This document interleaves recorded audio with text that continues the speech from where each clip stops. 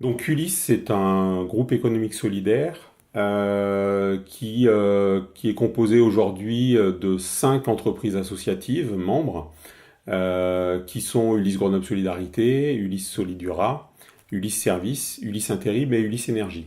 Sachant que toutes les 5 sont un peu fédérées par Ulysse en tant qu'association qui, elle, porte le projet stratégique global et qui porte aussi toute la structure de gestion et d'administration. Donc il va faciliter le travail des cinq entités membres.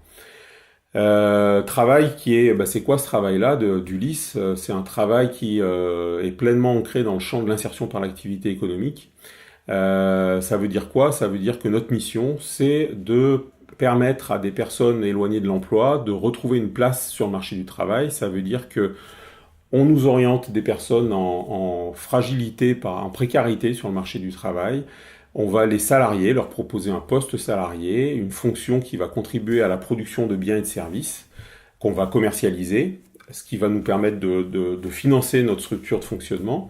Et puis, on va, à côté de ça, aller solliciter des moyens de la part des collectivités locales et de l'État, donc une partie de subvention qui, elle, va financer une fonction très très spécifique qui fait notre caractéristique, qui est notre fonction d'accompagnement de ces personnes pour que, au cours de leur passage chez nous, qui dure de 12 à 24 mois en principe, la personne puisse acquérir toute l'autonomie nécessaire, toute la montée en compétences nécessaire pour pouvoir intégrer de manière durable le marché du travail à la fin de leur passage chez nous.